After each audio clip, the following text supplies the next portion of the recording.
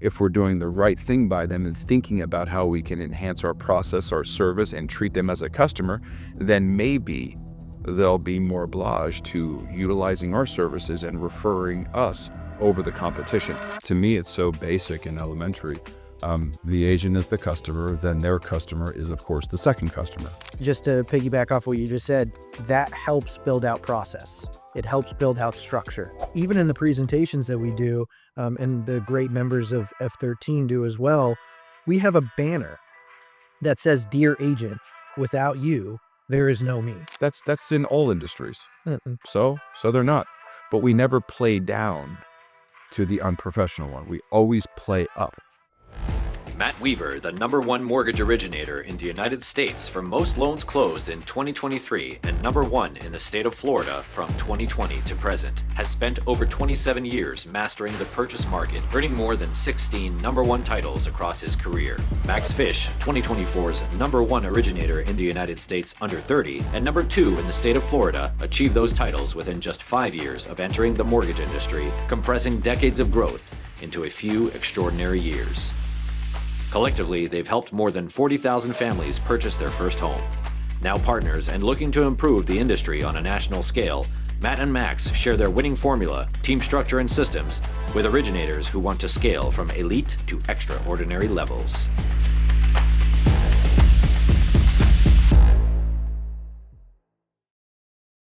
So Matt, you and I have discussed at length the idea of linear thinking.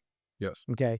And when people talk about what our competitive advantage, or when they ask us what our competitive advantage has been in the marketplace for years, we really have to exercise linear thinking and bring it back to the origin, where our value propositions come from, what we think about on a daily basis, etc. And when we look at it like that, we can bring it all the way back to a fundamental understanding that our team has. And that is that the real estate agent is our customer. Yes.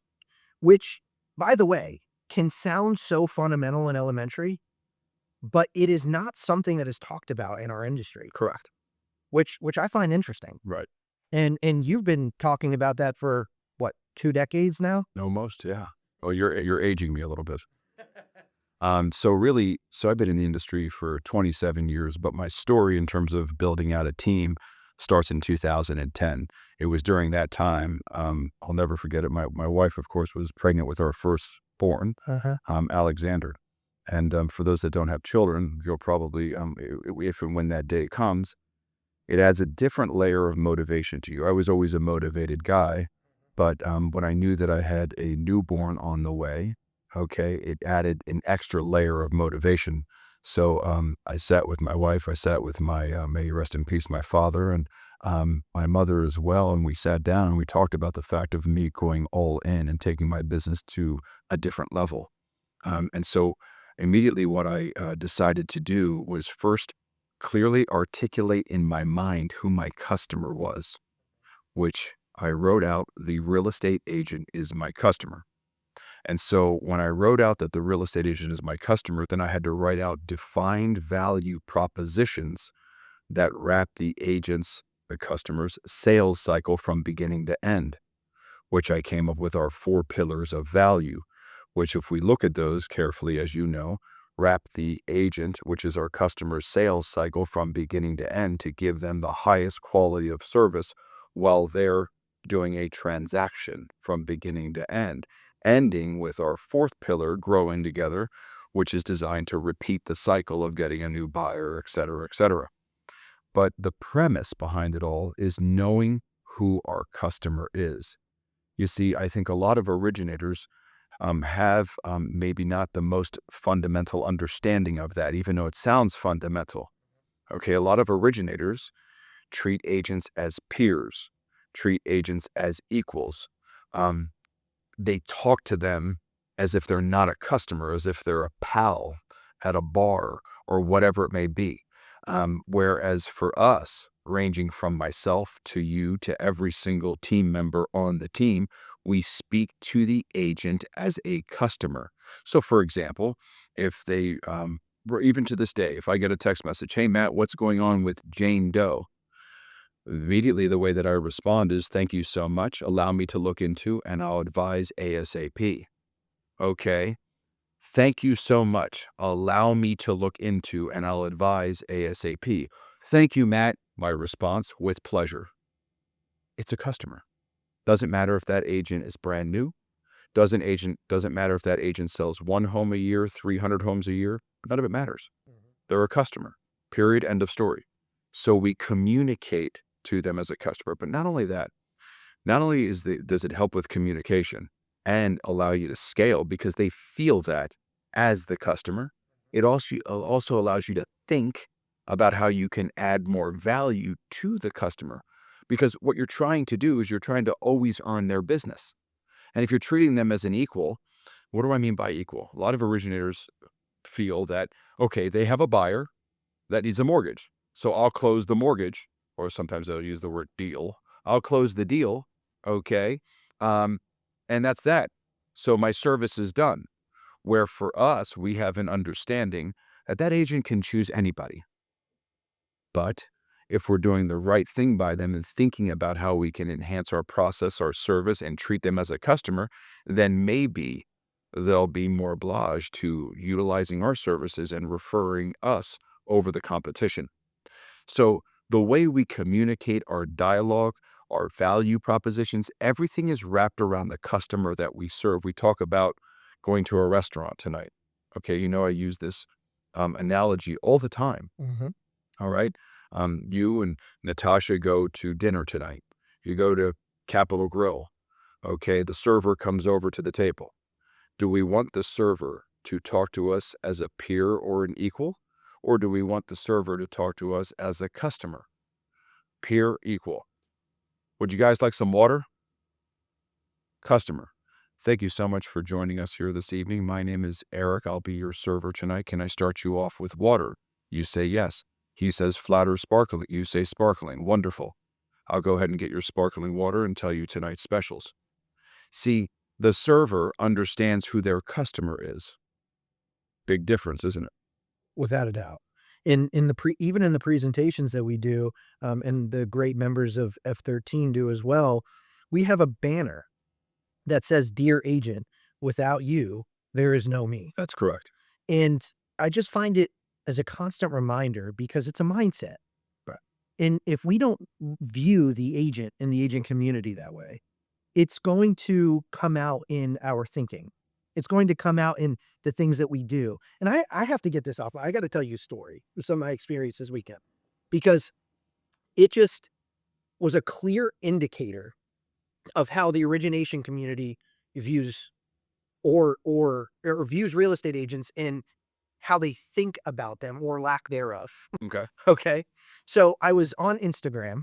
Okay. I believe it was Saturday night. And I was scrolling through. I was about to go to sleep and I was just scrolling through. And I saw a video that an originator posted. Okay. And the video was teaching people, because just to back it up, so that report came out, just I'll lay the foundation of the story. That report came out that person sold their home with AI or whatever it was. Okay. It's like national news. Okay. So back to the story. So the originator posted a video teaching people how they can better sell their home with AI. Okay. And I looked at that and immediately what popped in my mind, they don't know who their customer is. Because in other words, they were teaching someone how to do the job of an agent by themselves and cutting out the real estate agent completely. Right. And it was just eye-opening. Okay. And my mind was blown that something would be pushed out there like that. And it was just another reminder that the origination community, okay, as a whole, do not view real estate agents like that. And it's fascinating to me. To me, it's so basic and elementary. The agent is the customer, then their customer is, of course, the second customer. Okay. So, I would encourage originators to ask themselves today, really have a heart to heart with themselves. Why would an agent do business with you? What separates you from someone else? What are your value propositions?